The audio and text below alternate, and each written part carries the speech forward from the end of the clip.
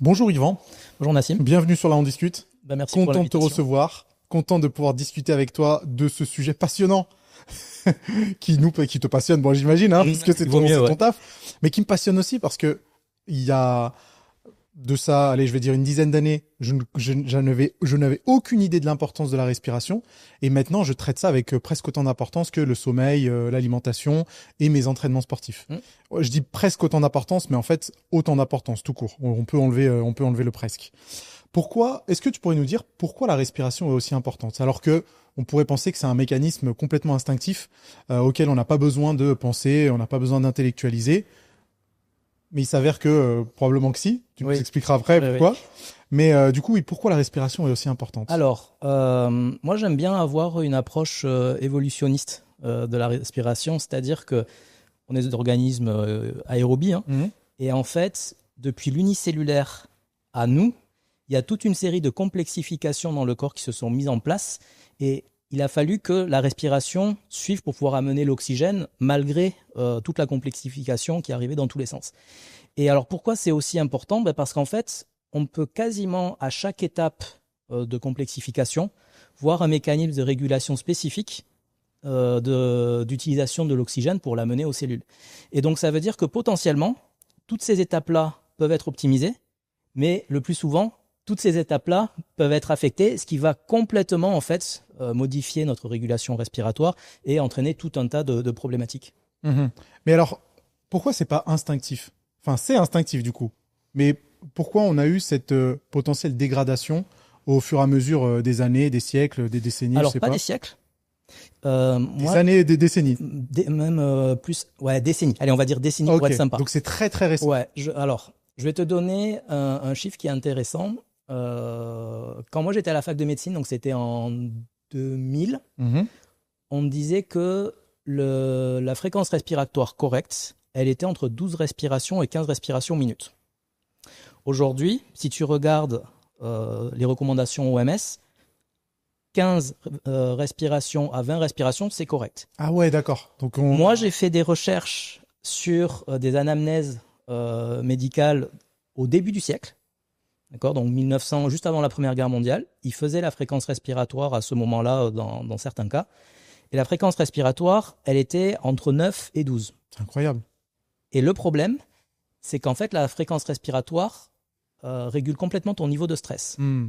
et est régulée par ton niveau de stress. Donc en fait, on ne parle pas de siècle, on ne parle pas de quelque chose d'évolutif. Pour moi, on parle de quelque chose de très contextuel qui a fait que notre respiration, elle s'est dégradée à cause de l'environnement. Ouais, c'est ce que j'allais dire. Quand tu dis contextuel, c'est Ouais. notre mode de vie en fin de compte. Ouais. Hmm. Et aussi, et ça c'est un deuxième point qui je pense est beaucoup plus controversé, mais que je commence à défendre de plus en plus, qui est lié à notre compréhension aussi de l'utilisation du corps. D'accord. Tu peux expliquer? Ouais. Euh, alors c'est très, je répète, c'est très hypothétique, hein, mais globalement, toute notre biomécanique, elle a été faite sur des cadavres à la base. Comment un muscle marche, comment tout ça, ça marche, ça a été fait sur des gens morts. Le problème du diaphragme, c'est une structure qui est très très dynamique, qui est très liée à tous les tendons, tous les fascias du corps. Et donc sur un cadavre, tu vois pas bien ce que ce truc-là peut bien faire. Et en fait, pour moi, on a construit vraiment une vision du corps presque sans le diaphragme. Hmm. Et donc tout ce qui va être musculation, rééducation, en fait, on ne prend pas du tout en compte cette cinétique-là d'un muscle qui est pourtant hyper important, qui est, ça c'est super rigolo parce qu'il y a une étude qui est ressortie il n'y a pas très longtemps qui montre qu'en fait le diaphragme c'est le stabilisateur principal du rachis. Donc on passe quasiment à côté de ce truc-là et on a construit une biomécanique et une façon de répartir les contraintes mécaniques dans le corps sans le diaphragme. Et donc pour moi il y a tout aussi un entraînement et une manière de construire les gens qui fait que la respiration n'est plus centrale, mais au contraire, elle va être étouffée Hmm. par la manière dont on construit le corps. Trop intéressant. Donc il y a ces deux aspects, un qui est très lié au stress, je pense, Mhm. deux, comment on considère qu'un corps doit marcher. Est-ce qu'on pourrait revoir rapidement et resituer le diaphragme et Ouais. son importance, son rôle dans le corps? Alors, le diaphragme, donc c'est un muscle qui est sous forme de coupole, hein, sur lequel repose les poumons, enfin repose en contact avec les poumons, le péricarde et la cage thoracique. Il s'insère Il est sur le bas des côtes, hein, c'est ça, sur le bas des de côtes la cage thoracique. et il vient s'insérer en postérieur, évidemment au niveau du rachis. Mhm. Donc ça c'est la base. Et quand il se contracte, c'est là où ça inspire, il se contracte, ça fait un appel d'air, il se relâche, ça repart. Le point qui est super important, c'est que quand il se contracte, il vient mettre une pression sur toute la masse viscérale. Masse viscérale qui va venir pousser sur tous les muscles du bassin, le périnée, etc. Et il va aussi mettre une pression normalement sur tout l'abdomen à 360 degrés. Donc ça, c'est la manière dont fonctionne le diaphragme. Et l'autre point qui est super important, c'est qu'en fait, il y a une sorte de continuité entre le diaphragme, les psoas, les carrés des lombes, le transverse dans un espèce de tissu, un ensemble de tissus conjonctifs qui fait comme un œuf au final. Et cet œuf, dans ma vision, en tout cas, du fonctionnement du corps, c'est ce qu'on pourrait appeler le corps CORE, c'est-à-dire c'est ça qui va subir un maximum de contraintes et qui va bien les répartir. Si on ne se base pas sur cette structure-là, on va venir sur les chaînes antérieures, postérieures, etc. Et on est plutôt construit en cube. Alors que moi, je pense qu'on doit être construit en sphère. En sphère, ok. Oui, en œuf. Ouais, un truc un peu qui ressemble à un œuf. Et donc ça, c'est d'un point de vue purement mécanique. Et l'autre truc qui est super important, c'est que le diaphragme est lié à plusieurs plexus faciaux qui sont en connexion avec tous les fascias du crâne, qui sont en connexion avec tous ceux des bras, et en bas qui sont en connexion avec tous ceux des jambes. C'est pas limité au corps CORE. Pas du tout. Et donc, chaque fois que tu bouges ton diaphragme correctement, s'il n'est pas gêné, il va mettre un mouvement dans l'ensemble des tissus du corps. Si tu gênes ça, en fait, il y a tout un tas de parties, en fait, les membres, etc., vont être un petit peu déconnectés du tronc, d'un point de vue mécanique.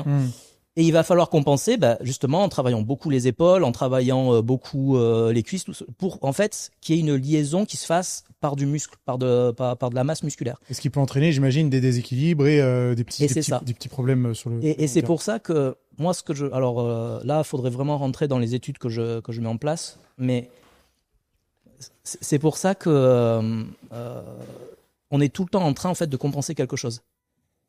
Comme tu te construis en cube.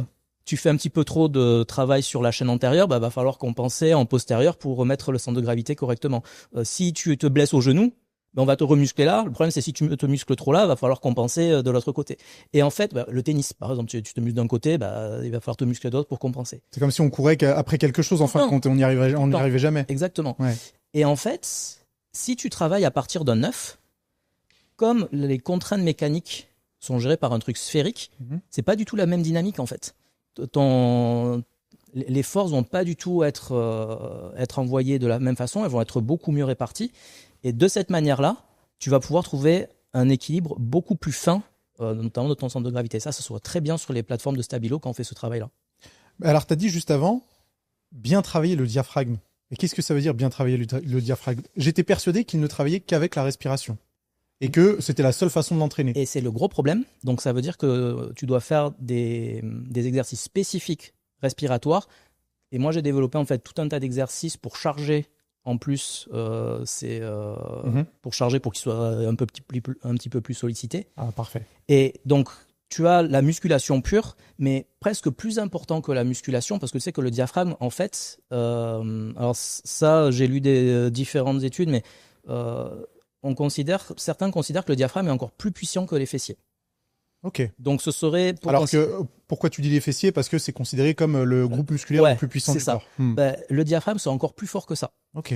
Mais de façon quasiment spontanée, puisque quand même tu respires 20 000 fois par jour. Donc tu le travailles tout le temps. Donc c'est déjà un truc qui est fort à la base, mais tu peux le renforcer. Et en plus d'être fort, il doit être mobile. Ça, c'est l'autre point qui est critique chez plein de gens, le diaphragme qui n'est pas assez mobile. Alors attends, j'essaie de visualiser comment un diaphragme peut être mobile. En fait, le diaphragme, donc, quand il se contracte, il se contracte en deux phases, mais en gros, c'est un peu comme un parachute à l'envers. Il va faire ça, et ensuite il va faire ça. Ok, il se contracte. Là, et après ça. Parce qu'en fait, il se relâche. Il faut rentrer dans l'anatomie, mais c'est pas exactement juste une pectoral musculaire, sinon il descendrait pas, il ferait juste ça. Mais en fait, il y a, la manière dont il est construit fait d'abord il fait ça et ensuite il fait ça. Ok. Donc, cette partie-là, en fait, si tu as, par exemple, toutes les viscères qui sont, les muscles viscéraux lisses qui sont beaucoup trop tendus, il va y avoir une pression contre la descente du diaphragme qui va être super importante. Et qui va l'empêcher. Okay. Qu'est-ce que les gens font ? En fait, ils vont commencer à respirer en thoracique. Et donc, le diaphragme va être de plus en plus faible et de moins en moins mobile. Et c'est là qu'on va commencer à voir apparaître des problèmes au lombaire, qu'on va voir apparaître des problèmes thoraciques. On va même voir apparaître des problèmes cervicaux parce qu'en fait, ces muscles-là sont pas faits pour travailler tout le temps. Et j'ai même une anecdote super drôle qui a été racontée par une physio américaine. Un mec qui faisait de l'haltérophilie et notamment qui était très fort sur ce mouvement-là. C'était du clean and jerk, donc de l'épaulé jeté. Voilà. Et en fait, ce mec-là, il avait un gros problème. Il avait gros niveau national universitaire, mais il avait un gros problème, c'est que chaque fois qu'il se retrouvait comme ça, il avait des fourmis dans les deux bras en même temps. Ah ouais, ok. Donc ils ont commencé à regarder tumeur, machin, écrasement. Donc ils ont regardé, rien de tout ça. Ils comprenaient pas. Et en fait, les physios aux États-Unis en tout cas, il y en a plus qui sont intéressés par la partie respiration et muscu. Et en fait, par chance, il y en avait une qui était compétente là-dessus. Elle a regardé ces sternocléidomastoïdiens. Elle a fait, mais attends, pourquoi ils sont aussi énormes ? Les sternocléidomastoïdiens, c'est les gros muscles de chaque côté du cou. Et donc, en fait, elle a dit, mais avec cette taille-là, quand il est comme ça, il est contracte, ça vient comprimer les plexus brachiaux. Et du coup, ça fait des fourmis. Ok, je comprends. Et donc, ils se sont demandé, mais pourquoi il a des sternocléidomastoïdiens aussi énormes ? Et en fait, quand elle a dit, il doit y avoir un problème au niveau du diaphragme. Parce que pour que ce soit des muscles inspirateurs accessoires qui soient aussi gros, le diaphragme ne doit pas faire son boulot. Et quand elle a évalué le diaphragme de ce mec-là, il avait en fait un diaphragme de sédentaire. Incroyable. Alors que c'était un sportif de haut niveau. Et très très haut niveau. Et donc, ça a pris 2 mois pour rééduquer ce travail-là, notamment sa mobilité diaphragmatique. Ça a permis au sternocléidomastoïdien de se relâcher et il a pu faire ça. Et en plus, il a été plus fort. Parce que quand tu pousses à partir du diaphragme, tu changes encore une fois ta mécanique et tu pousses beaucoup plus fort. Mais c'est merveilleux. Et ça, je l'ai vérifié moi avec des sportifs à très haut niveau. J'en parlerai peut-être d'un tout à l'heure. Et vraiment, il y a, tu gagnes entre 10 et 15%. Ok, donc tout le monde devrait prêter attention à ça. Ouais. Et du coup, le problème d'un diaphragme qui serait pas assez mobile, c'est le même que d'autres muscles qui ne seraient pas assez mobiles et qui ne peuvent pas remplir leur fonction en fin de compte. Tout à fait. Ok, d'accord. Et donc tu compenses. Mais le problème, c'est que le diaphragme, comme il a une fonction évidemment respiratoire, mais aussi posturale, si la fonction respiratoire ne marche pas bien, la fonction posturale non plus. Et tu vas commencer à avoir de l'instabilité du rachis et tout un tas de cascade. Voilà. Ouais, je vois tout à fait. Et donc pour compenser ça, les gens vont faire de la muscu, les abdos, ils vont travailler les psoas, tout le carré des lombes, etc. Mais ça va créer des déséquilibres, ça va verrouiller le diaphragme, donc tu vas mettre des contraintes sur les genoux, sur les chevilles. Enfin, tout part en cascade en fait. Ouais, et on résout jamais le problème de base. Et tu peux pas. Et t'es tout le temps en train de courir après. Est-ce qu'on peut rembobiner juste quelques secondes sur la fréquence respiratoire ? Ouais. Tu as mentionné les différences de fréquence respiratoire en fonction des années et des décennies. La fréquence respiratoire, on est d'accord que c'est le nombre d'inspiration et d'expiration en 1 minute. C'est ça, le nombre de cycles complets. Le nombre de cycles complets. Donc 16, une fréquence respiratoire de 16, j'ai fait 16 fois. Voilà, c'est ça. Ok. Et pourquoi ça a augmenté au fil du temps alors ? Pourquoi on considère que maintenant, entre 15 et 20, t'as dit c'est ça ? Ouais, 15 et 20, c'est normal. Entre 15 et 20, c'est normal, alors qu'au début du siècle, c'était entre 9 et 12. En fait, ta fréquence respiratoire, elle joue sur ton système nerveux autonome. Donc sympathique, parasympathique. Sympathique et parasympathique. Pour faire simple, quand tu respires lentement, tu vas favoriser le parasympathique. Quand tu respires vite, ça va plutôt être le sympathique. Et parasympathique, j'imagine réduction du rythme cardiaque. Exactement. C'est tout ce qui est au repos, en fait. Voilà, tout ce qui est au repos. À peu près, digestion, etc. C'est grossier, mais c'est à peu près ça. Et sympathique, c'est au contraire quand tu vas vouloir activer. La cohérence cardiaque, donc je pense que maintenant tout le monde connaît la cohérence cardiaque. C'est quand le parasympathique et le sympathique ont une activité à peu près même équilibrée, en vrai. Et ça, tu l'as quand tu respires 5 fois par minute. Attends, que tu as une fréquence respiratoire de 5 de 6. Ok. 6, c'est-à-dire 5 t'inspires, 5 t'expires. Voilà. Okay, ça 10 fois, donc ça fait 60 secondes. Ouais. Et donc, ça, tu es à l'équilibre. Et tu as un marqueur qui s'appelle la HRV, donc Heart Rate Variability, je crois. Ouais, c'est ça. La variabilité du rythme cardiaque. Exactement. Qui est un très bon indicateur de cet équilibre-là. Donc, soit maintenant, toutes les montres le font. Voilà. Et en fait, quand tu regardes, si tu traces une courbe de cet équilibre-là, donc tu es au top de l'équilibre quand tu es à la cohérence cardiaque. Tu descends à 12, tu as perdu 20-30% de l'équilibre. Donc tu es en sympathique à 20-30%, mais c'est normal, tu es en activité. Tu passes à 15, tu es à une baisse de 60%. Tu passes à... Après, c'est quasiment 10% par chiffre. Donc 16, tu es à 70, 17, 80. Et donc à 20, tu es quasiment complètement en sympathique. Ce qui est corrélé, du coup, est-ce qu'on peut dire que c'est corrélé avec un stress constant? Eh ben oui. Ok. Donc tu dors mal, donc tu récupères mal, donc tu surréagis à tout, donc tu es hypersensible émotionnellement parce qu'en fait, tu es tolérant à rien. Et simplement parce que tu respires vite. Et c'est pour ça qu'on arrive à un autre concept dont je parle et qui est assez intéressant. Pour moi, en fait, la respiration, c'est ton principal système tampon. Que ce soit au niveau postural, au niveau système nerveux autonome, c'est un tampon. Tant que ta respiration, elle est entre 10 et 12, ça veut dire quoi? Ça veut dire que ton équilibre est à 20-30% de l'état idéal que tu as, notamment quand tu dors, si tu dors bien. Ça veut dire que ton diaphragme, il y a une course suffisamment lente pour qu'il puisse bien se projeter, donc posturalement, tu es protégé aussi. Ça veut dire qu'en termes aussi de gaz, donc l'équilibre O2, CO2, tu es aussi bien, parce que ça aussi c'est hyper important pour métaboliquement, pour bien fonctionner. Donc quand ta respiration, elle est bien, elle maintient tous ces systèmes-là en place. Ce qui veut dire que si tu as du stress, bah, tu peux l'encaisser parce que ta respiration va t'empêcher de partir trop loin. Si tu charges musculairement, tu peux y aller parce que ton diaphragme va prendre une grosse partie de la charge. Si tu te mets à faire un effort physique, si tu te mets à courir, etc., tant que ta respiration garde les bonnes concentrations, tu tournes bien au niveau métabolique. Par contre, dès que tu passes au-dessus de 15, 20, bah, tout ça, c'est dans les choux. Donc, en fait, tu es en survie tout le temps. Tu n'as pas de système qui va tamponner, en fait, toutes les contraintes qui peuvent arriver. Et c'est ça qui est hyper dangereux. Et pour moi, c'est presque un vrai problème de santé publique que les gens respirent aussi vite. Je pense que tout un tas de problématiques qu'on a sont liées au manque d'adaptation physiologique des gens parce que justement, leur respiration leur coûte déjà du stress. C'est incroyable. Et quand tu dis presque un sujet de santé publique, on peut enlever le presque, hein, carrément. Oui, mais n'étant pas médecin... Ouais, il faut se mesurer un petit peu. Je vois tout à fait. Ok, alors... pendant un moment, j'ai porté une bague justement qui me permettait la Oura Ring, de vérifier ma fréquence respiratoire, ma HRV, et de souvenir. Je pourrais regarder sur mon appli d'ailleurs. Je crois que ma fréquence respiratoire en dormant, c'était quelque chose comme 13. Et j'étais content. Je me disais que c'était bas, mais c'est pas si bas que ça en fait. Non, ça peut être bien plus bas. Après, attention, moi, tous ces devices-là... Oui, peut-être que c'est à prendre avec des pincettes. Ouais, je les trouve pas super fiables. Ok. Mais effectivement, ça peut être un peu plus bas. Après, c'est pas cata, hein, mais t'es pas complètement au repos du coup. Ok. Intéressant. Il va falloir que je puisse bosser sur ça. Est-ce qu'on peut revenir sur le diaphragme? Ouais.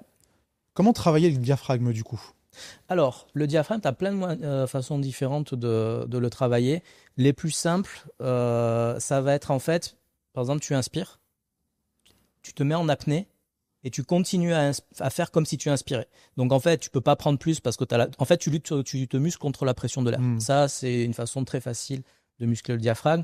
Après, tu as le fait de respirer super vite. Alors pour pas hyperventiler, tu sais comme les gens qui paniquent, tu leur mets un sac, tu te mets un sac sur la bouche et tu respires super vite. Mais par contre, il faut faire super attention quand tu fais ça parce que les gens vont avoir tendance à respirer par le haut et pas à solliciter le diaphragme. Donc il faut respirer le plus vite possible par le diaphragme. Tu vas aussi un petit peu travailler le transverse.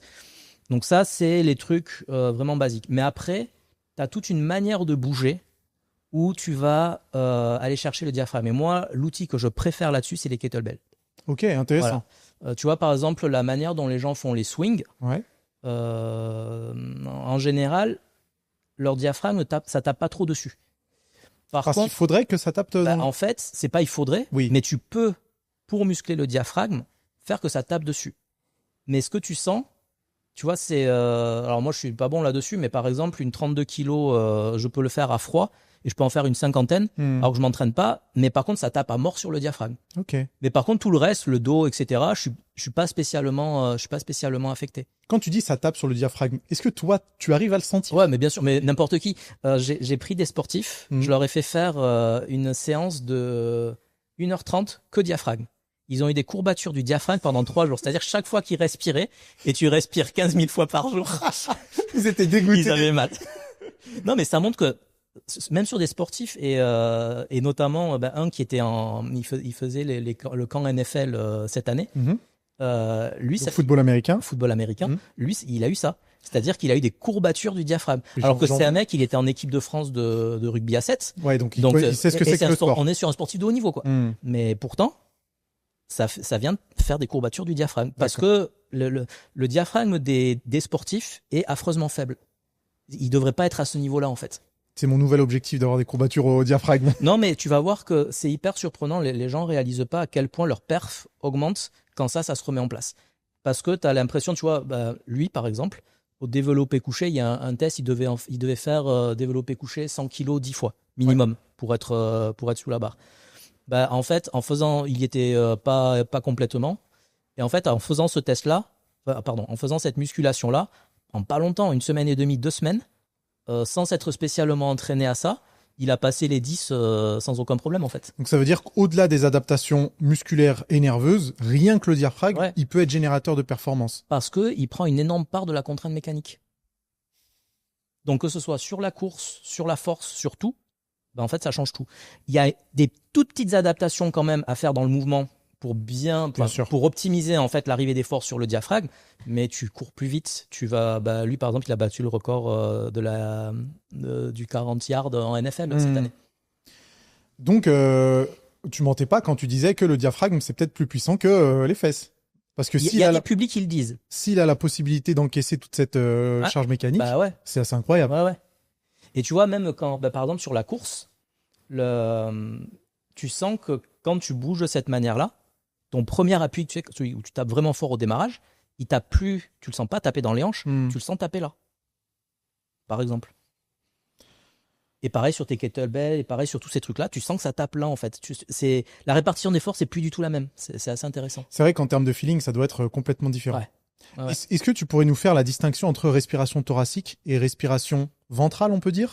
Alors, les gens disent respiration ventrale. Pour moi, il faut pas le dire comme ça. Okay. Moi, je parle toujours de respiration abdominale parce qu'en fait, d'accord, la respiration ventrale, donc c'est quand les gens ils gonflent le ventre comme ça pour respirer. Mais en fait, le problème, c'est qu'en faisant ça, pour pouvoir pousser les viscères finalement sur l'avant pour que ça fasse gonfler le ventre, ils viennent contracter toute la chaîne postérieure. Donc en fait, les gens qui font de la respiration ventrale, et tu entends ça dans plein de sports, en fait, c'est marrant parce que quand ils respirent, si tu les regardes de profil, ils font ça. Inspire, expire. Inspire, et en fait, leur centre de pression est complètement à la ramasse. Parce qu'ils leur bougent. posture est très très mauvaise. Ok, je comprends. Donc respiration abdominale, quand tu respires avec ton diaphragme, tu fais en sorte en fait de te relâcher pour que les muscles du dos laissent aussi la pression viscérale aller en arrière. Et de cette manière-là, ce que tu sens en fait quand tu respires, comme si tu poussais directement contre ton bassin, tout l'abdomen qui s'étend, et tu sens en fait ton poids bien se répartir au milieu des pieds. Enfin, c'est hyper agréable comme sensation. La respiration thoracique, en fait, c'est quand tu bouges ça. Là, c'est même un peu claviculaire, c'est plus ça. Voilà, ça. C'est vraiment les côtes. La cage thoracique qui vient s'ouvrir. Donc tu vas voir. Mais là aussi, c'est des muscles inspirateurs accessoires. Donc tu les utilises normalement que pour le sport. Si ça bouge au repos, c'est qu'il y a une dysfonction respiratoire. Donc la respiration thoracique, c'est pas qu'elle est fondamentalement mauvaise, c'est que si jamais on l'utilise trop, du coup, ça ne fait pas intervenir le diaphragme qui est le muscle respirateur principal. C'est vrai, mais si c'est quand même fondamentalement mauvais, parce que c'est pas des muscles qui sont faits pour ce type d'effort. Je comprends. Tu vois, quand tu passes en thoracique, pareil, il faut revenir. Moi, je reviens toujours en fait sur l'évolution, sur comment les choses marchent. Quand tu passes en thoracique, normalement, c'est parce que tu as besoin de respirer vite. Donc en fait, tu vas avoir des muscles qui vont contracter et relâcher rapidement. Le diaphragme, il fait pas ça. C'est très difficile de respirer vite uniquement en diaphragmatique. C'est un muscle qui va commencer à respirer, mais tout de suite, c'est le reste qui va prendre le relais. Et en fait, le problème, c'est que comme c'est des muscles qui sont pas faits pour être gainés, ben nécessairement, ils vont accélérer ta fréquence respiratoire. Tu obliges quelqu'un à respirer en thoracique, tout de suite, sa fréquence respiratoire, Ça va augmenter. elle arrive entre 16 et 20 dans le meilleur des cas. Ok, ouais, ça peut être Et plus haut. claviculaire, c'est encore pire. Donc claviculaire, c'est vraiment ça. Là, pour être en dessous de 15, c'est quasiment C'est impossible. presque respirer avec la gorge, en fait. Ouais, quasiment. Ok, d'accord. Je connaissais pas cette distinction. Et c'est vrai ce mythe un petit peu où on dit que les enfants, les bébés savent respirer avec le ventre, enfin plutôt respiration abdominale, parce qu'on les voit vraiment bouger le ventre à chaque inspiration. Et les bébés, c'est hyper intéressant. Moi, en fait, toute une partie de ma méthode, c'est de revenir à leur manière de bouger à eux. En fait, alors les bébés respirent mal fondamentalement, mais au niveau pulmonaire. C'est-à-dire que c'est une vraie galère pour eux de respirer. Mais en même temps, c'est super important, je pense. Toujours pareil, si l'évolution a fait ça, c'est qu'il y a une raison. Ça n'aurait pas resté. En respirant aussi mal, ils sont obligés de beaucoup solliciter le diaphragme. Ok ? Et tout le reste de leurs muscles, ils sont quasiment pas fonctionnels puisqu'ils sont tout le temps allongés. Donc en fait, leur diaphragme, ça va être le premier muscle très fort qui va se mettre en place puisqu'ils le sollicitent tout le temps et ils sont obligés de forcer dessus parce que justement ça bouge mal.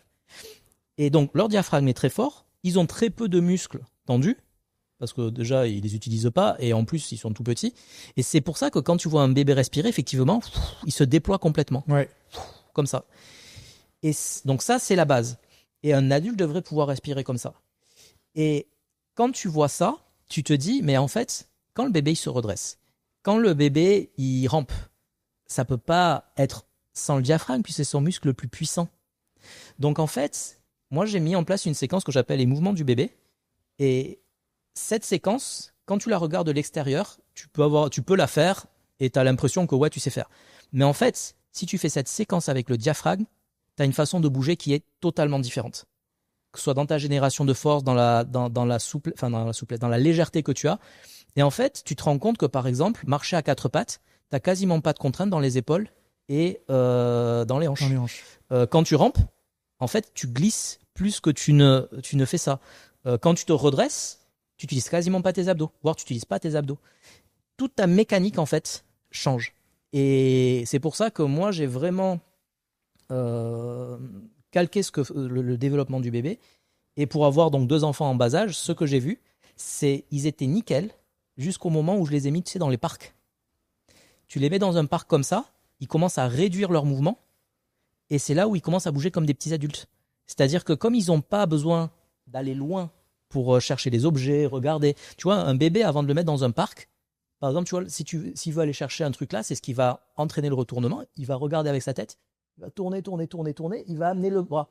Et tu vois qu'en fait, tout son travail est en extension. Tu le mets dans sa cage, en fait, il n'y a plus d'extension. Plus d'extension. Tout devient en flexion.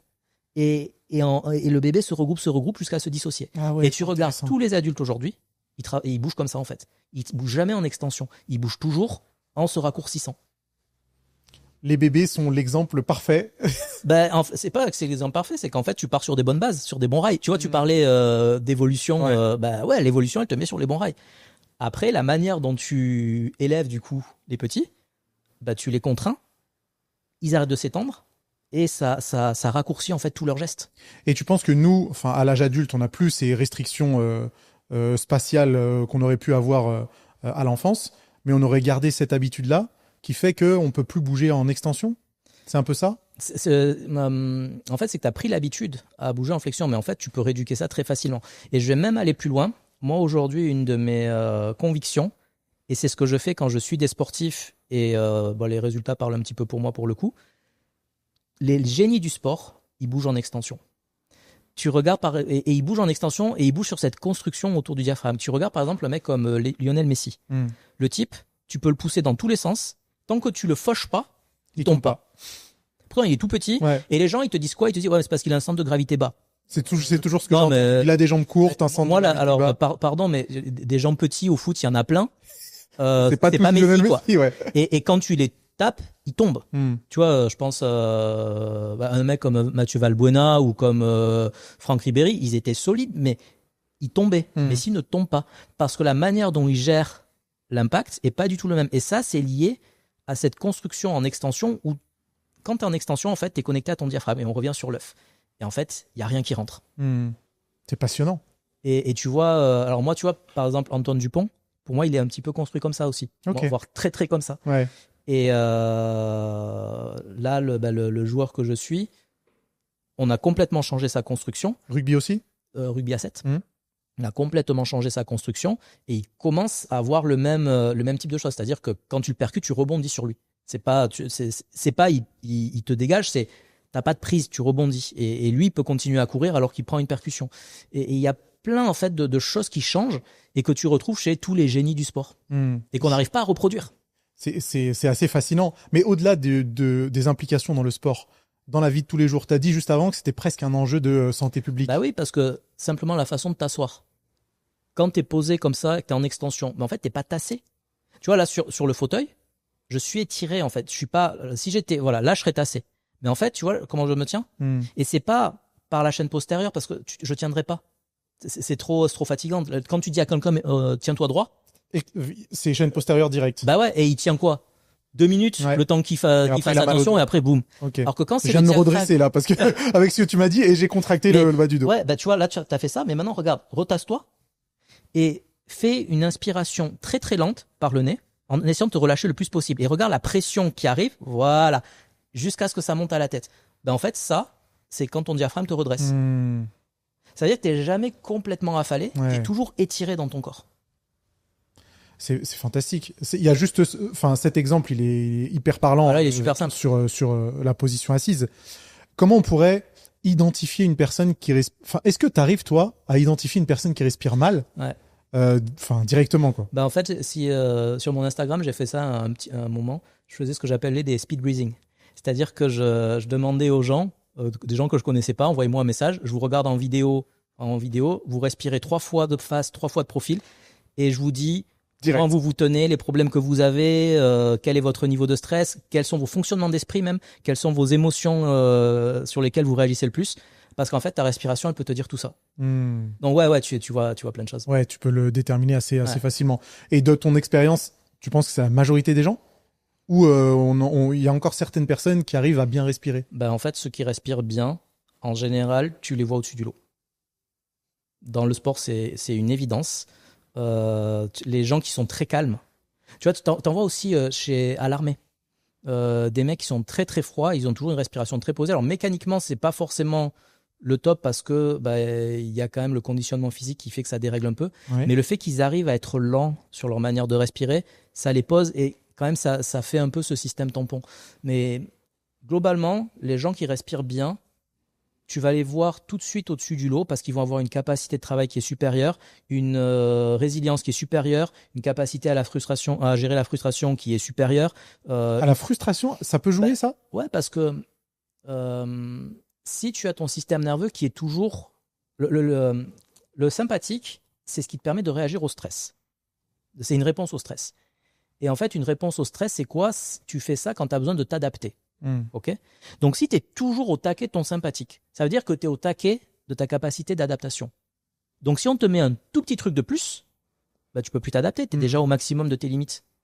Donc, en fait, tu vas être intolérant à la moindre demande d'adaptation, ce qu'on appelle la frustration. Ne pas savoir gérer la frustration, c'est qu'on te demande de t'adapter à quelque chose, mais tu n'en as plus la capacité. Au niveau nerveux, tu es déjà au top de ce que tu peux faire parce que tu es stressé H24.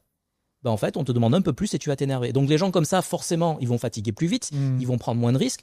Alors que les gens qui sont capables de gérer ça avec le recul que tu as quand, justement, c'est bien régulé, ils vont pouvoir aller plus loin, toujours. Enfin, tu vois, quand tu me parles de ça, j'ai l'impression que tu décris des personnes au caractère différent. Mais en fait, non, ça n'a rien à voir avec le caractère. C'est plus physiologique que ça. Pour moi, alors ça, pour le coup, c'est vraiment mon hypothèse de travail.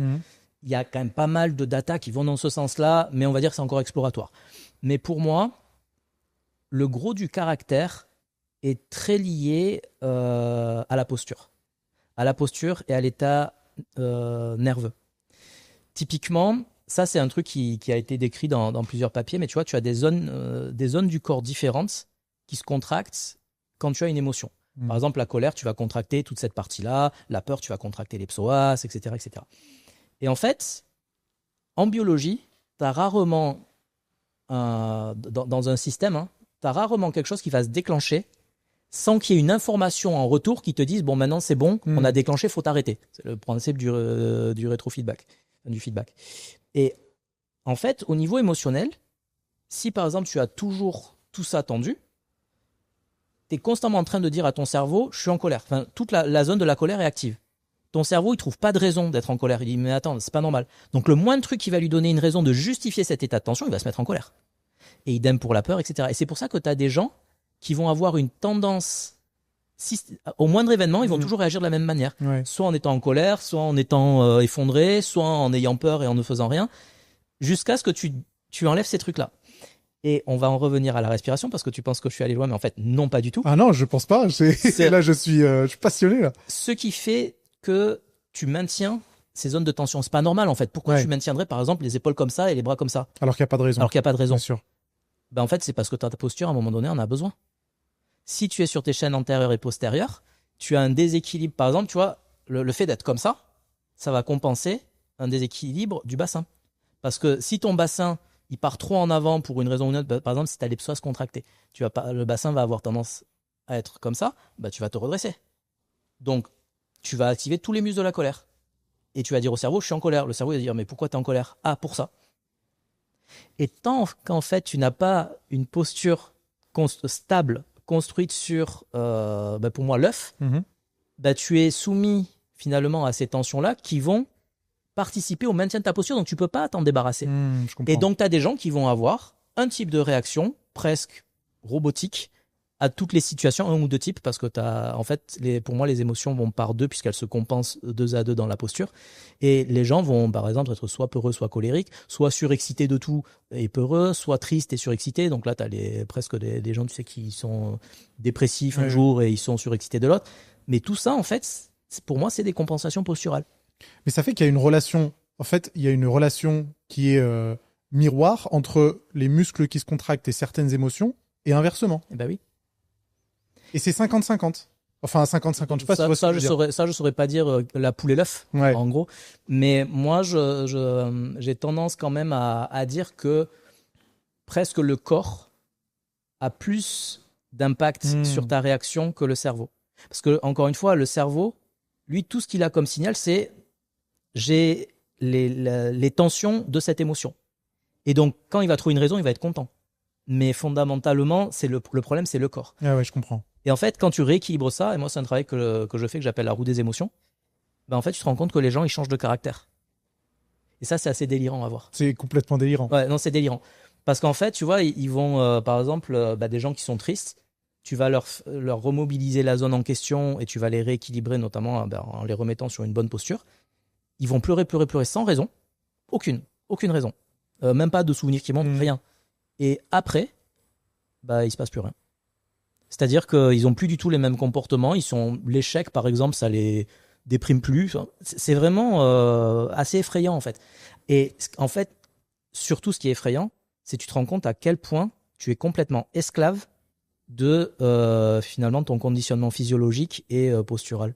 Mais c'est ce que j'allais dire. Il y a certaines personnes qui passent presque la totalité de leur vie avec ces conditionnements-là. C'est hyper triste. C'est très très triste. Alors qu'il y aurait potentiellement une solution. Oui. Ok, là ça fait presque peur. Ouais. Ça fait presque Et tu vois, le premier truc qui m'a mis sur cette piste, c'est hyper intéressant, c'est les arts martiaux.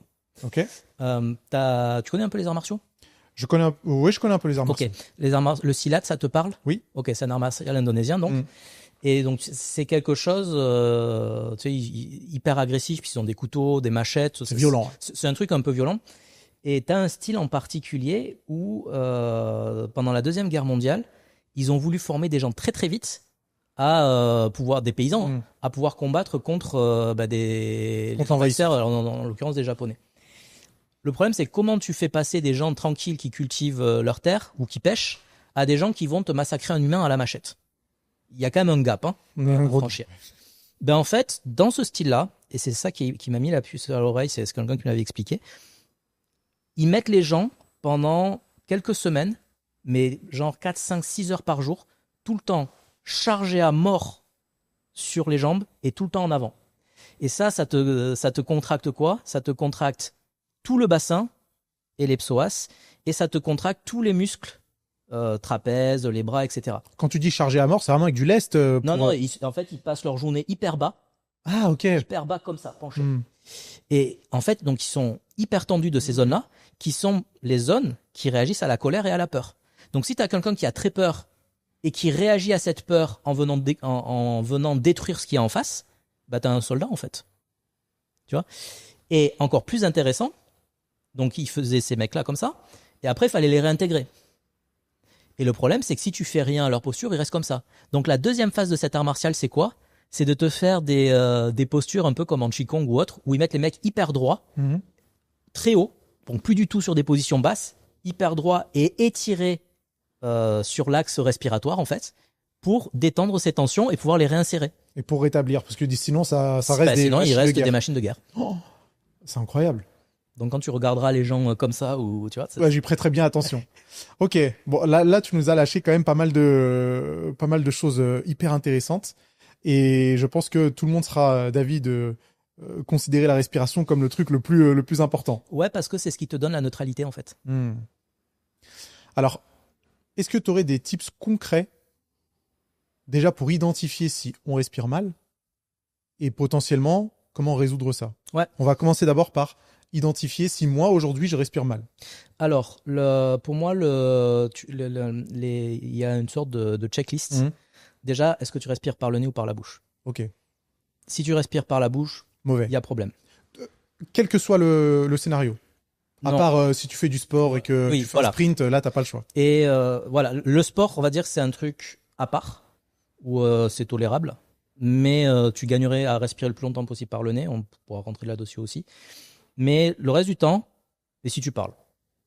Si tu parles beaucoup, si tu chantes, compliqué de respirer que par le nez. C'est des scénarios particuliers. Mais dans la vie de tous les jours, par le nez. Et comment on fait pour s'en rendre compte ça? Est-ce que tu conseilles d'essayer de vérifier toutes les heures si on respire bien par le nez? Est-ce effectivement, il y a moi ce que je disais au début à mes élèves, c'est timer. Tu mets une alarme et à ce moment-là, tu regardes si t'es comme ça dans ton ordinateur. Voilà. Mais il y a un deuxième truc qui est pas mal, c'est en fait est-ce que ta bouche est sèche ou pas. Ok, ah bah oui, c'est bien plus parlant. Et notamment la nuit. Ouais. Donc si bouche sèche, ça veut dire que tu as respiré comme ça, l'air a séché les muqueuses et du coup ta respiration est probablement buccale. Donc ça c'est premier point. Et qu'est-ce que tu en penses, petit aparté, des personnes qui font du mouse typing? J'avais fait une vidéo YouTube sur ça à l'époque. T'as déjà vu des sportifs ou même des biohackers, je mets des gros guillemets, qui font ça.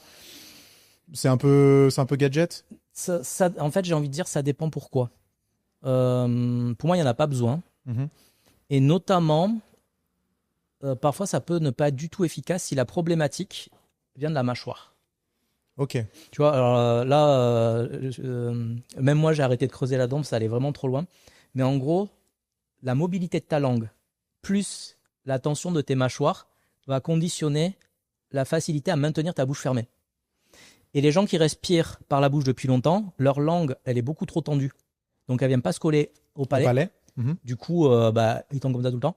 Et ça a une répercussion sur les muscles de la mâchoire. Okay, je comprends. Donc là, tu peux mettre tout le scotch que tu veux. Ça va pas résoudre le problème. Ça va pas résoudre le problème. Dès que tu vas l'enlever, la mâchoire elle va retomber. Donc en fait, c'est plutôt moi je leur dis mâcher du chewing-gum dur. Déjà là, ça va remuscler ici, ce sera plus facile le travail là. Et après, il y a tout un tas d'exercices que j'ai appris en plus il y a pas longtemps, d'étirement de la langue. Où en fait, tu viens coller la langue au palais comme ça et ouvrir au maximum. Et tu vois, ça tire au début, ça peut tirer vachement. Ici, il faut que toute la langue soit aplatie, c'est pas que la pointe. Ah ouais, c'est chaud. Ouais. Et, tu vois, et ça tire vachement. J'arrive même pas. Voilà, ça doit être souple normalement. Mais alors, ça me rappelle une question que j'ai posée juste avant. Qu'est-ce qui s'est passé alors? Est-ce que c'est parce qu'on respire mal que la langue et les muscles de la mâchoire ne sont plus assez efficaces pour refermer la bouche? Ou est-ce que c'est parce qu'on a gardé la bouche ouverte trop longtemps? Non, la langue, je pense qu'il y a plusieurs choses. En fait, si, dans ton cas, par exemple, c'est peut-être que justement, comme tu es fort et que tes muscles du cou, tu les as vachement entraînés, tu as beaucoup moins besoin de toutes les structures musculaires, de la mâchoire, etc. pour pas te faire mal au cou, pour pas que ta tête traîne. Si tu as ça en place, ta tête, elle est stable sans avoir à trop solliciter les muscles du cou parce que en fait, tous les muscles internes ici, ils viennent aussi stabiliser la région cervicale. Ouais, je comprends. Donc, il y a plein d'explications. En fait. Ok. Ok. Donc ça, c'est la première Le nez. checklist. Ensuite, pour moi, le deuxième point, c'est par où tu respires. Et là, c'est assez simple, hein, en termes de... Si tu respires normalement, donc même tu peux faire attention un petit peu, mais tu mets tes mains ici, Sur les hanches, donc. sur les hanches, et en fait, avec les pouces au niveau lombaire. Ok. Et quand tu inspires, tout doit bouger. C'est pas que l'avant, c'est pas que le côté, c'est tout doit bouger. Ah ouais, là, pas grand-chose qui bouge là. Hein. Quand là, ça bouge bien, ensuite tu mets une main sur les côtes, et ça doit d'abord bouger en bas, ensuite sur les côtes, si tu prends un peu plus d'air. Ok. Si là, ça bouge en bas. Et là, Et tu as dit après- sur les côtes. Au niveau des côtes, Ok. et tu dois sentir que les côtes s'ouvrent. Et quand ça c'est fait, tu vérifies là, tu mets une main au niveau de la clavicule, et le dernier mouvement, c'est si tu vas tout en haut. Tu vois l'épaule part un petit peu en arrière comme ça, et ça c'est le dernier étage respiratoire. Donc si tu as bien ces 3 étages dans ce sens avec la mobilité abdominale, c'est que la mécanique est bonne. Sinon, bah pareil, il y a souci. Et sur l'expiration, ça aussi hyper important, c'est dans le même sens. Ok. Donc si ça a commencé abdominal, Ouais. thoracique, claviculaire, ça Ouais. doit faire claviculaire. Non, justement, Ah, ok. c'est abdominal, thoracique, claviculaire. Pourquoi? Parce qu'en fait, si tu fais dans l'autre sens, ça veut dire que tu maintiens ton diaphragme contracté, puisque tu gardes la pression viscérale en bas. J'essaye de visualiser. Attends. Ton diaphragme, quand il inspire, il presse, Ouais. donc ça gonfle ici. Mhm. Quand tu arrives ici, c'est d'autres muscles Ok. qui ont travaillé. Mais si tu te dégonfles d'abord là, Ah ça oui, veut dire ok. que ton diaphragme, il Ouais, reste ouais, là. j'ai capté. Donc en fait, que tu n'es pas passé encore sur ta Hmm. phase expiratoire, puisque l'expiration est passive. Ok. Donc les gens qui font dans l'autre sens, ben en fait, c'est pas bon, c'est qu'ils mettent trop de tension dans leur manière de respirer. Ok. Et Bah, tu as tu vois, souvent ça chez des gens qui ont une respiration ventrale et pas Hmm. abdominale. Ça Ok. met beaucoup de tension. ça c'est une bonne distinction parce que tu vois instinctivement j'étais dans l'erreur. Ok. Et le troisième point hyper important, c'est ta fréquence respiratoire. Combien de fois tu respires par minute? Est-ce que tu penses que ça mérite de la mesurer plusieurs fois dans la journée Non, ou pas dans la journée, mais avant de dormir peut-être le matin au réveil? Pour moi, tu le mesures une fois par semaine. Ok. Tu vois, Ok. même un peu plus que ça. L'idée, c'est en fait d'avoir, si on s'en fout que tu sois entre 11 et 13. La question, c'est est-ce que je suis à 20? Est-ce que je suis à 10? Hmm. Ça, c'est important. Et même plus efficace, là, on va un petit peu plus loin dans ma checklist, mais moi, ce que j'aime bien savoir, c'est combien tu es capable de tenir en apnée vide. Apnée vide, ça veut dire Apnée quoi? vide, ça veut dire t'expires. Et après, alors, c'est pas tu vides tes poumons, c'est après une expiration, tu bloques. Mhm. Et moi, je regarde combien de temps ça tient. Et quand j'ai apnée vide et ensuite apnée pleine, ça permet aussi de savoir plein de choses sur la qualité de ta respiration et ton niveau de stress. Donc apnée pleine, j'imagine, c'est après une inspiration, Après une inspiration et tu maximale. bloques. Ok. Et t'as des chiffres sur ça ou pas forcément? Apnée vide, n'importe qui en forçant doit pouvoir passer la minute. Apnée pleine, n'importe qui en forçant doit pouvoir faire 1 minute 45. La plupart des gens, ils sont à 20-25 secondes en apnée vide. C'est ce que j'allais dire. Je pense que je connais personne qui fait plus d'une minute en apnée Ouais. vide. Hein. Mais en fait, et c'est là où tu te rends compte qu'il y a vraiment un problème, tu prends quelqu'un, tu lui fais faire pendant 30 minutes des respirations lentes, donc des trucs pour forcer le système nerveux autonome à redescendre. Et tu lui fais faire une apnée, il va arriver sans problème, même s'il est à 20-25, au bout de 30 minutes, il va arriver sans problème à, allez, 50 secondes, Hmm. 1 minute. Et en fait, ça montre quoi? Ça montre uniquement que ton système nerveux autonome, il est complètement en panique, et donc certainement que tu hyperventiles. Ouais, je comprends. Et effectivement, la plupart des gens, tenir 20 secondes sans respirer, c'est l'enfer. C'est un peu les exercices que font les apnéistes aussi, Ouais. tu sais, avant de plonger. Tout à fait. Ils réduisent Mm. leur fréquence respiratoire et ça, c'est eux, j'imagine que eux, du coup, c'est des exemples de diaphragme hyper musclé ou pas forcément? Pas forcément. Ok. Pas forcément. Oui, parce que retenir sa respiration, c'est pas bien respirer. C'est pas la même C'est ça. chose. Moi, j'ai été surpris. Attention, hein, en fait, l'apnée, c'est un sport incroyable, mais souvent, moi, l'impression que ça me donne, c'est que c'est plus une histoire de à quel point tu es capable de résister à la douleur et de gérer ta douleur que réellement gérer ton souffle. C'est ce que l'un des champions, Stéphane Toureau, qu'on salue, disait. Ouais.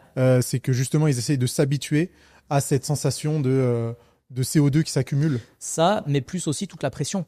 Parce que quand Ah ils oui, sont aussi, à 60-70 mètres, t'as le 23 corps mètres, qui Mm. est complètement. Et pour moi, l'apnée, c'est une discipline de gestion en fait de la douleur, des émotions, de ces trucs-là, que réellement une discipline de gestion respiratoire. Et évidemment, il faut qu'ils puissent prendre beaucoup d'air. Oui, bien sûr. Donc, ils ont une mécanique ventilatoire qui marche bien. Mais si on le ramène à la manière dont ils se tiennent, dont ils fonctionnent, c'est pas là où j'ai trouvé les gens qui respiraient le mieux. Ouais, je comprends. Ok, donc tu as fait ta checklist. Ouais. Ça, c'est bien mémorisé. Et quelles seraient les solutions qu'on peut mettre en place pour justement l'améliorer? Bah moi, dans ma manière de travailler, je commence toujours par la mécanique. Pour moi, si ta mécanique est bonne, après, tu peux correctement travailler sur ta physiologie. Et si ta physiologie est bonne, après, tu peux travailler sur le stress, sur la gestion émotionnelle, aller faire une psychothérapie, tout ce que tu veux. Si ta physiologie te gêne pas, les autres trucs derrière vont marcher. Ok, donc il y a bien un ordre. Voilà. Si ta physiologie, si tu commences par la physiologie mais que ta mécanique est mauvaise, par exemple, tu respires en thoracique, c'est impossible pour toi de descendre à 12-15 respirations minutes. Ok, donc il y a vraiment un ordre à respecter, sinon c'est pas possible. Ouais. Et j'ai presque envie de dire, parfois même, tu peux aller jusqu'à la correction posturale pour pouvoir bien redescendre et bien gérer ton stress finalement. Et ça, c'est l'autre truc qui est hyper important. Moi, mon approche de la gestion du stress, elle est quasiment 0% mentale. C'est avant tout comment est régulé ton système nerveux autonome. Donc, est-ce que ta ventilation te gêne ou pas? Et quand ça, c'est bien, est-ce que tu gères bien les gaz? Est-ce que tu gères bien tous ces trucs-là? Mais est-ce que de toute façon, la gestion du stress, elle est mentale? On pourrait partir du principe qu'elle est à 0%, la gestion du stress. Ouais. Que tout est physiologique, tout est mécanique et que... En fait, moi j'aime bien toujours tenir des positions un peu extrêmes parce que ça permet de simplifier les hypothèses et ensuite affiner. Je comprends. Donc mon positionnement, c'est plutôt ça.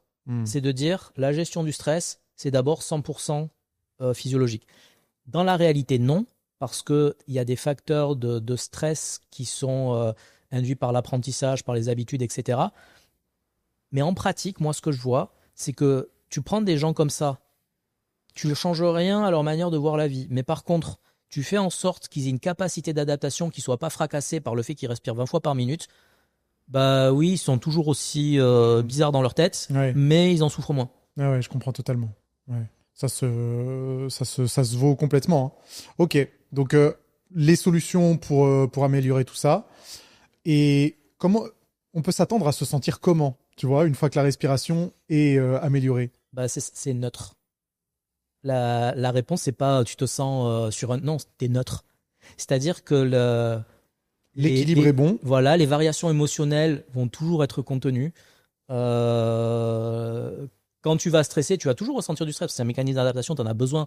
Mais ça va jamais, en fait, t'enlever tes moyens. Tu vas faire ce qu'il y a à faire. Voilà, c'est neutre. Et c'est pour ça que moi, j'aime bien le sport. Et ma méthode de travail, elle est très axée sur le mouvement, sur l'opposition, etc. Parce qu'en fait, cette neutralité se voit aussi dans ton temps de réaction et dans ta manière à gérer le chaos. Quand tu es bien là-dedans, c'est pas comme... Les gens vont appeler ça l'état de flow. Moi, c'est juste... Ah ouais, t'aimes pas ce terme? Bah, pour moi, en fait, l'état de flow, c'est presque l'état normal dans lequel tu dois être quand tu gères quelque chose, en fait. Ce serait merveilleux, ça. Bah, redescends à 10 respirations minutes toute la journée et on en rediscute de l'état de flow. Ok, je comprends. Et en fait, c'est vraiment ça. C'est, tu vois, t'as tout qui bouge autour de toi, mais t'as le temps. Tu vois? Tu analyses plus vite, t'as le temps. Tu analyses comme il faut, en fait. C'est ça. Mais comme on n'est plus habitué à analyser comme il faut, on a l'impression que c'est un super pouvoir une fois qu'on y redescend. Tu sais, bon, pareil, après, il y a toute une partie autour du fonctionnement de l'esprit, mais ta capacité d'analyse, elle consomme de l'énergie. Ouais. Et on sait qu'on n'est pas capable de faire consciemment 10 trucs en même temps au niveau du cerveau. Bon, ben maintenant, en fait, si tu es stressé, quand c'est le chaos autour de toi, qu'est-ce qui va arriver? Toutes tes tensions, toutes les sensations. Pendant que tu as ça et que ta conscience, elle se met là-dessus, en même temps, tu dois analyser. Mais il y a cette tension-là. Donc, tu fais l'aller-retour constamment. Tous les signaux parasites, tu fais des allers-retours avec ça et ton analyse. Bah, t'enlèves ça, bah, t'analyses. Et en fait, tu vois que tu as le temps. Ok, ça donne envie. Complètement. Tu as parlé de sport juste avant. Ouais. Est-ce que, justement, on peut faire une petite aparté sur le sport? Est-ce qu'on a vraiment des données disponibles qui nous permettent de savoir que la respiration a un impact sur les performances? Alors, tout le monde s'est jeté sur la cohérence cardiaque. Donc dans le sport, il y a plein de choses qui sont faites autour de la cohérence cardiaque. Mais C'est pour ça que ça a gagné en popularité ces dernières années. Très très honnêtement, on est comme sur toute forme d'optimisation sportive, on parle de quelques pourcents. Il n'y a rien de révolutionnaire là-dedans, mais parce que pour moi, c'est pas du tout la bonne piste. La bonne piste, tu fais bouger ton athlète par son souffle. Et là, on a des résultats qui sont exceptionnels. Je vais te reparler de celui qui était en NFL. Donc le 40 yards, il le courait en 4,38 quand je l'ai pris. 4 mois après, il l'a couru en 4,2. C'est une progression délirante, ça. Sur un mec qui sait déjà courir. Hein. Ouais, et sur un 40 yards aussi. Sur un 40 yards. Ok. 40 yards, c'est à peu près 40 mètres, il me semble. 36. 36 mètres, ok. Ouais. Donc 2 dixièmes sur ça. Tu vois. Et par contre, on a complètement changé sa manière de bouger. On a changé la répartition des forces. On a tout changé. La conséquence de ça aussi, en fait, il respirait beaucoup plus lent. Donc, beaucoup moins de stress. Donc, beaucoup plus de capacité d'analyse, de recul, etc. Et j'imagine meilleure capacité de récupération. Il peut assumer plus de volume d'entraînement, etc. Le camp, c'est l'IPP. Je ne sais pas si tu en as entendu parler, l'International Pathway. Non. En gros, c'est la NFL. Tous les ans, ils allaient chercher des étrangers dans d'autres sports pour les former au football américain pendant 10 semaines. Pendant ce truc-là, donc ils étaient une douzaine, que des sportifs évidemment de haut niveau qui venaient pas mal du rugby. Il y avait un champion olympique de lancer de poids, enfin des trucs assez improbables. Il y a eu 9 blessés sur 12. Lui, c'est pas blessé. Ok. Et pas parce ça en dit long. Pas parce qu'il avait le frein à main, parce qu'en fait, la manière dont tu répartissais les forces faisait que tu te blesses pas. Mais alors, qui sait faire ça? Moi, je suis coach sportif, je saurais pas m'entraîner comme ça. Je sais pas. Je connais des kinés, il y en a j'ai jamais entendu parler de ça. Je sais pas. Qui sait faire ça? Je sais pas. Et c'est pour ça qu'en ce moment, je fais vraiment des études publiées. Parce que je pense réellement qu'on est sur un paradigme différent. Les gens vont me dire, je suis prétentieux et tout. Attendez que les études sortent parce que j'ai déjà de la data. Mais on est sur un changement de paradigme. Donne-moi un entraîneur qui soit capable de faire gagner 2 dixièmes sur 36 mètres. Sur une courte période en plus. Sur une courte période à quelqu'un qui sait déjà courir. Personne. Et là, pareil, tu vois, je suis des gens de tennis, j'ai suivi des gens en jiu-jitsu brésilien. Pareil. T'as l'impression que les gens m'ont tous dit, c'est un cheat code. Ce que tu fais, c'est un cheat code. Le sport, on le prend plus du tout de la même manière. Ils ont l'impression d'avoir, en fait, en fournissant beaucoup moins de travail, d'avoir juste joué à un autre niveau, quoi. Et tu as déjà rencontré des personnes pour qui tout ça c'était naturel, c'est-à-dire qu'ils ont une capacité naturelle à appliquer ce que toi tu pourrais partager? Malheureusement non. Si, dans les arts martiaux, j'en ai rencontré quelques-uns mais qui sont pas très connus du coup. Et donc c'est pas naturel, c'est plutôt grâce aux arts martiaux. Ils ont monté ces arts martiaux parce qu'ils étaient comme ça. Ok, voilà, d'accord, je comprends. C'est plutôt des formateurs. Ouais. Et dans le sport, moi j'aimerais par exemple pouvoir rencontrer un mec comme Dupont pour vérifier en fait ça. Mais tu vois, par exemple, lui, le gars que je suis, il a joué avec Dupont quand il était en équipe de France de rugby à 7. Et il m'a dit, Dupont, il a la même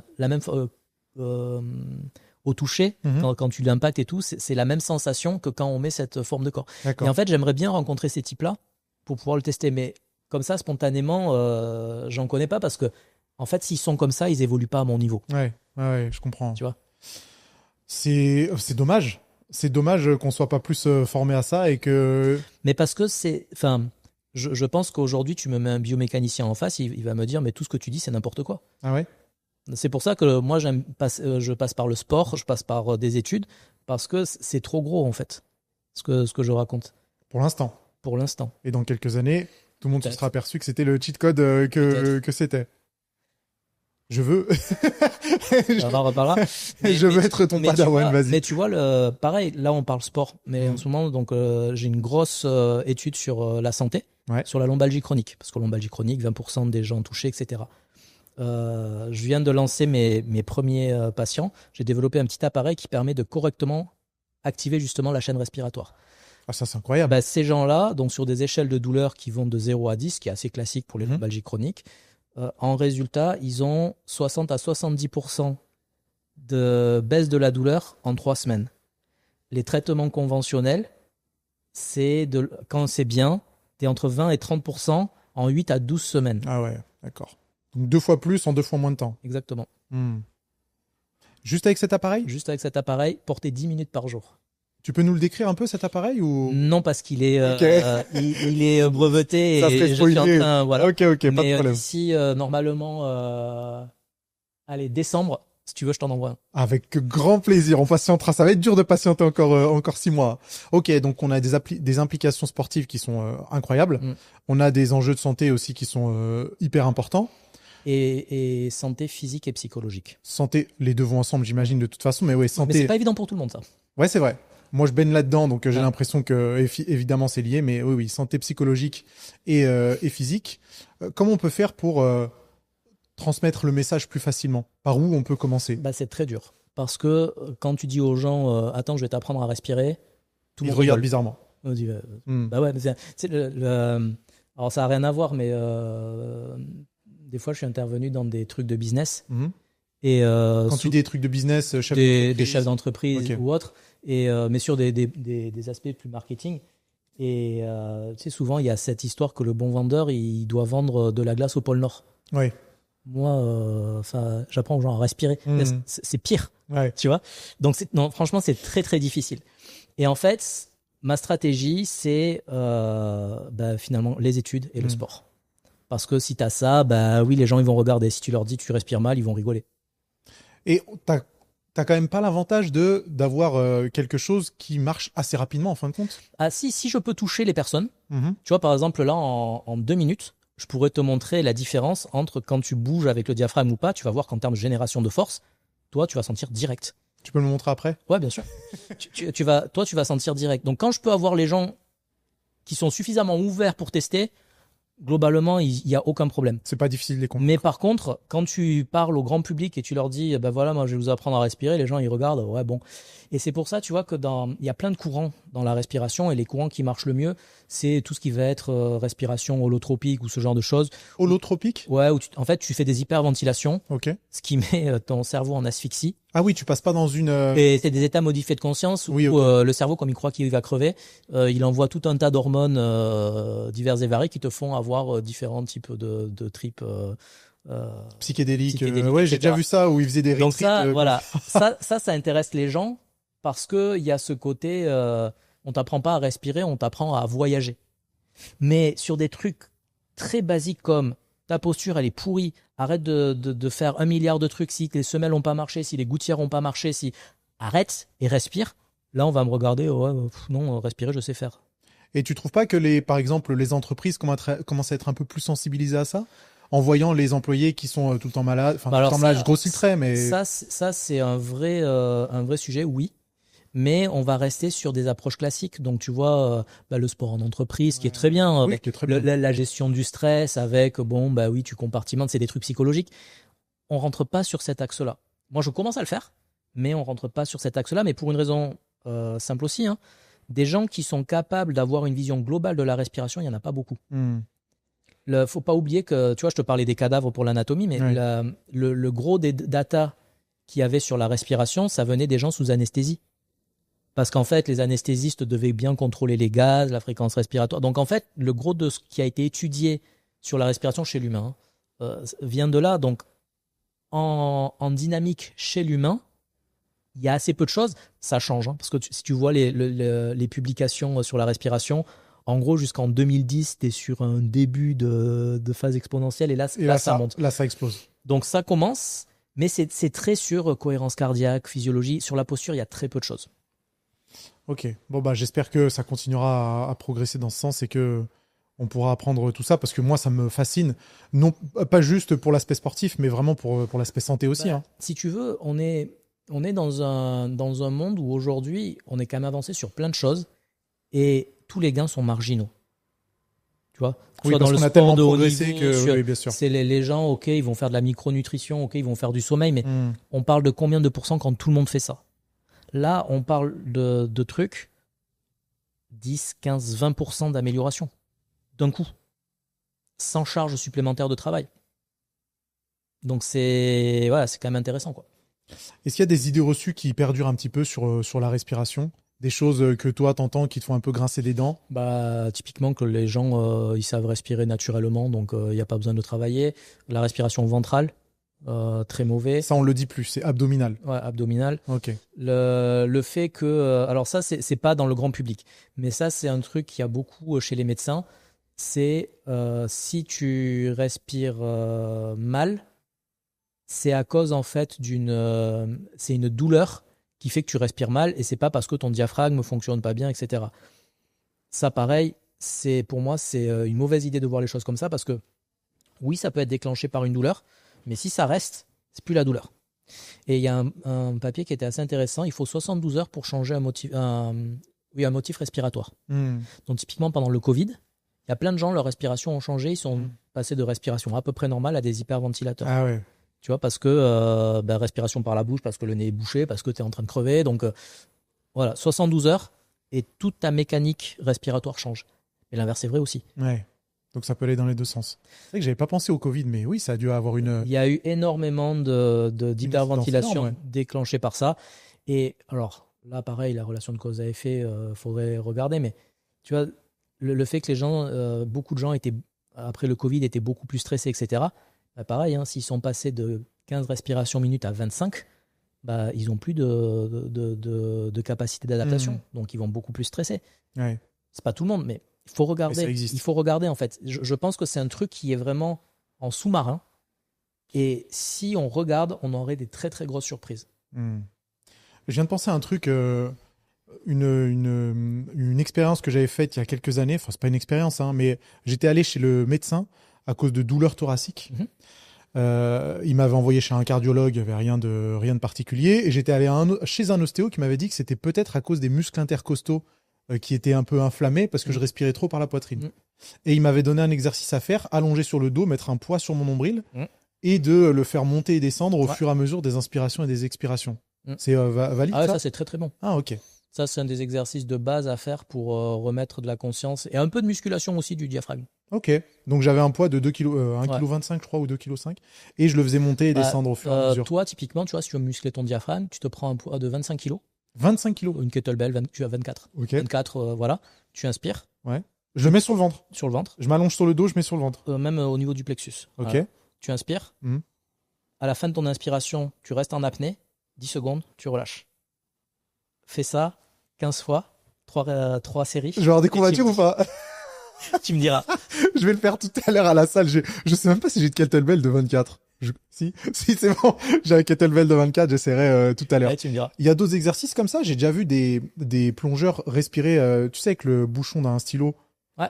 Pour réduire un peu le... Ouais, pour réduire le flux. Le flux. Il y a plein de choses qui sont faites avec la bouche. Tu vois, tu as les power breaths, par exemple. Ah, je connais pas ça. En gros, c'est des appareils qui mettent de la résistance à l'inspire ou à l'expire ou aux deux. Okay. Mais moi, je suis pas fan de ça parce que par la bouche, tu changes ta biomécanique. Moi, tous les appareils que je fais, c'est par le nez. Ok, oui, bien sûr. Comme tu nous l'as dit tout à l'heure, il faut privilégier la respiration nasale.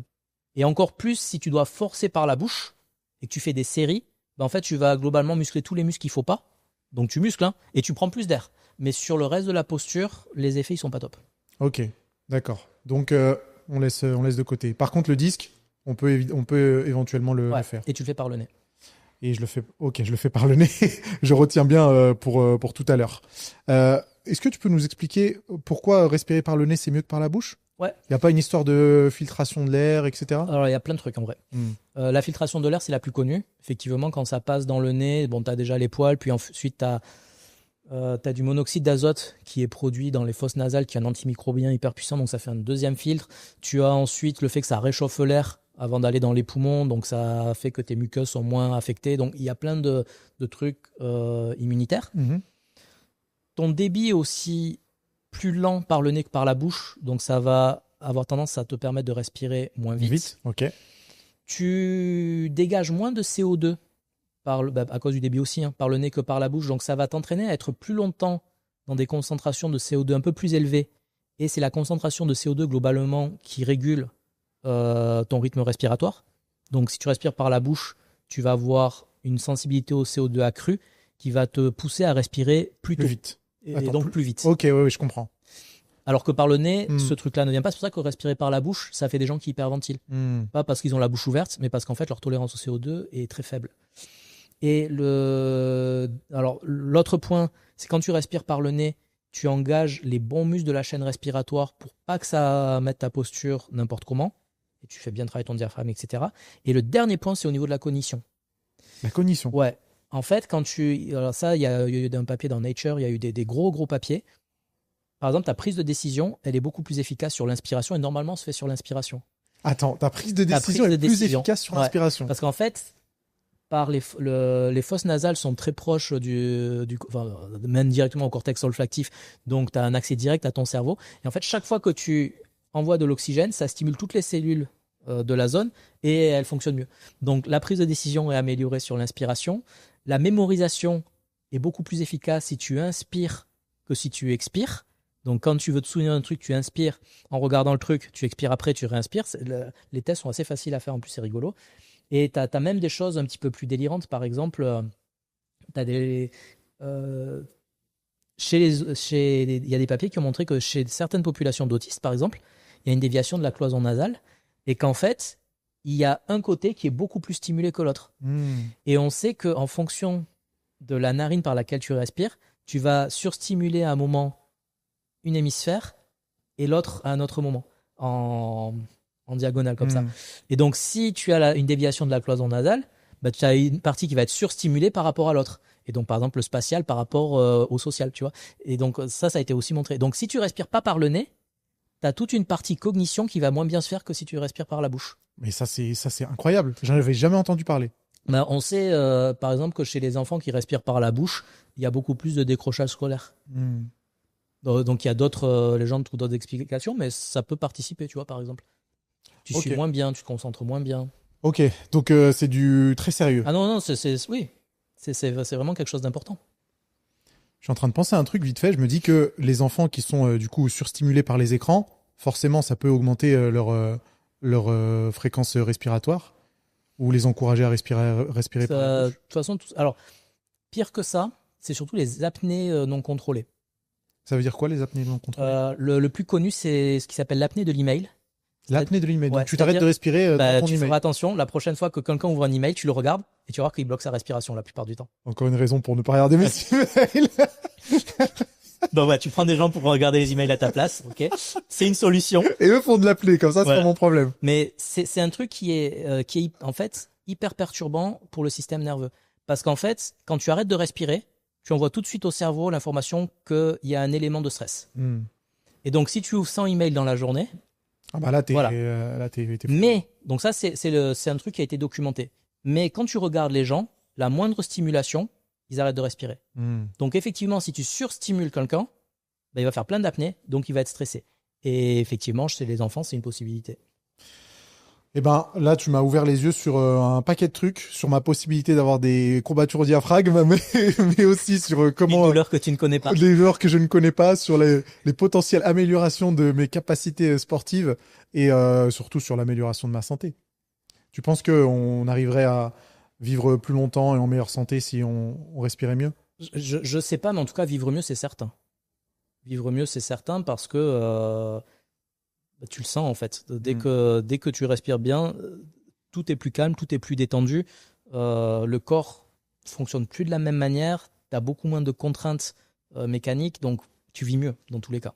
Tu sais que ce que tu as dit sur l'état de flow, là, ça m'interpelle. Ouais, les gens qui disent ça, en général, ça fait cet effet parce que c'est un peu le saint graal à trouver dans le sport. Et je pense que tu t'adresses à beaucoup de sportifs, ils vont te dire la même chose. Hein. Ouais, certainement. Ouais. Mais en fait, c'est toujours pareil, il faut expérimenter. Et ça s'expérimente très vite. Et ça, c'est encourageant. Ouais. Yvan, c'était génial. J'ai passé un super moment. Bah, merci. On a répondu à plein de questions qui étaient trop intéressantes. J'espère que ceux qui regardent le podcast ou ceux qui écoutent ont appris des choses. J'en doute pas. Parce que moi, j'en ai appris un paquet. Donc, c'est bien. Ça nous met sur la piste de se renseigner un petit peu plus là-dessus. Et du coup, si on veut se renseigner un peu plus, on peut te suivre quelque part. On peut j'ai un très très gros blog sur la respiration qui s'appelle artdelarespiration.fr. On met ça dans la description. Voilà. Et alors après, je suis pas très actif sur les réseaux et de moins en moins parce que je fais de plus en plus d'études et de moins en moins de coaching, de trucs comme ça. Mais intéressez-vous au sujet, que ce soit par moi ou intéressez-vous au sujet parce que je pense qu'il y a vraiment un champ de potentiel à la fois négatif et positif qui est complètement ignoré de tout le monde. Je pense que ce podcast, ce sera la porte d'entrée pour s'y intéresser un petit peu plus. Tu veux pas revenir en 2026 quand ton petit appareil Avec plaisir. est sorti? Avec l'appareil et l'étude qui devrait être sortie aussi. Ça serait tellement génial. Ouais. Donc, si vous voulez revoir Yvan, n'hésitez pas à mettre un gros pouce en l'air, à vous abonner à la chaîne. Merci encore, Yvan. Merci à toi. J'espère à bientôt. Ça marche. Bye. Merci infiniment d'avoir visionné cet épisode avec Yvan. Oui, je sais, il était passionnant. Et si vous voulez visionner un autre épisode passionnant, il y en a un qui s'affiche juste là. Donc, continuez votre session visionnage sur Là on discute.